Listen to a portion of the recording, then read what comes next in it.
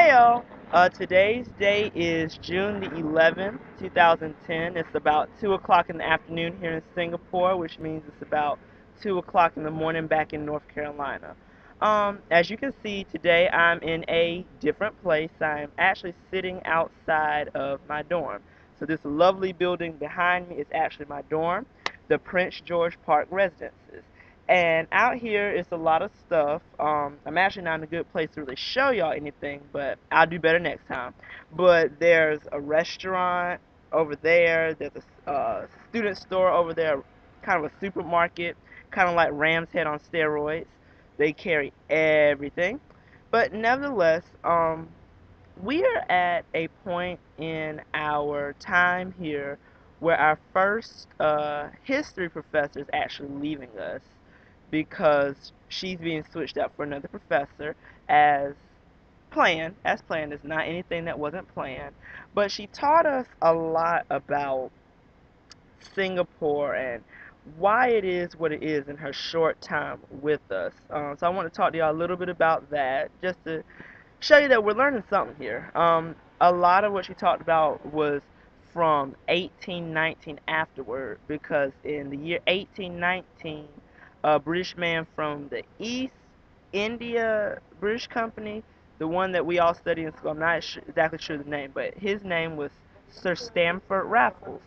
And he came here and started the colonization process here on the island. And that's how Singapore became under British control. And as a result of it being under British control, they speak a lot of English, and there are a whole lot of Europeans here. So that was the start of why Singapore is the way it is today. Uh, in the 40s and 50s, it became closely linked with Malaysia. Malaysia is the country just to the north of Singapore. If you look at it on the map, Singapore is this little island, and Malaysia is the peninsula of land just across the strait. In 1963, Singapore and Malaysia joined, and they became one country called Malaya. In 1965, however, they broke apart, and Singapore became independent. So everything that we see here in Singapore that we've been seeing is really the result of the last 45 years since 1965. In 1965, at that time, the they call him the minister mentor, the first one, Lee Kuan Yew, came into power, and he stayed in power till about 1990, somewhere in that area.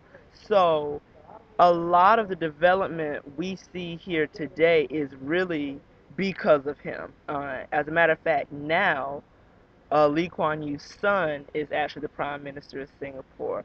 So some of the things, or most of the things that have happened, were because of Lee Kuan Yew, and all of it was because of the family, because his son is in power now. Some more interesting things that we talked about in the class is the fact that one thing that interested me is that there is no trial by jury here.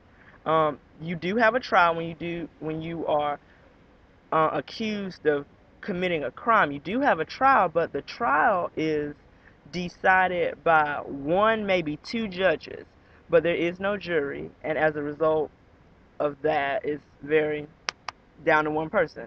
But that's because of a murder that actually happened, well, alleged murder, but the guy got off because of a jury. So after that, they abolished trial by juries, which I thought was really interesting. Another thing I thought was interesting was that in America, we don't necessarily have to vote.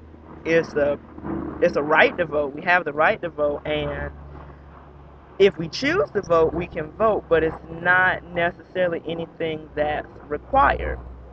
Here, our teacher told us that you can actually get in trouble for not voting, and you can be fined. I think and put in prison too. I know you can at least be fined, as with most things here, if you don't vote, which I thought was really interesting also. Another thing we talked about was the family dynamic here. A lot of Asian families are large families in the sense that in one house you might have a mother, father, sister, brother, but then you have your grandparents and your second and third cousins and stuff like that. And it actually reminds me of my own house because of the fact that my mom and I live in the house with my grandparents and my cousins. So we have a typical Asian household, except we're black. So I really connected that to my own life. And also, I was listening to what our professor was talking about in class, and I, I've drawn a lot of parallels between America and Singapore, and I know I've told many people that. But one of them is that it seems to me that the Chinese people here are almost like the white people in America. They're the majority. They run a lot of things. Many of them don't work the lower paying jobs that the minorities, the Malays, and the Indians here work. And as I said, they're the big shots here, which I thought was interesting. But another thing I thought was interesting is that, I know our professor talked about this. She was saying that she's of Chinese descent, so her family immigrated here from China, but she does not call herself Chinese. She calls herself Singaporean. And she was saying because she went to China once and she realized that she was not Chinese. The culture in China is way different than the culture in Singapore, although both derive from China. And I thought that was interesting because it reminds me of the debate that we as African Americans have in America. Are we African American or are we just black because we didn't come directly from Africa and the people in our families who came from Africa came from there about 300 years ago? So it just made me think, really. But we are learning a whole lot in that class. Um, Monday is actually our exam.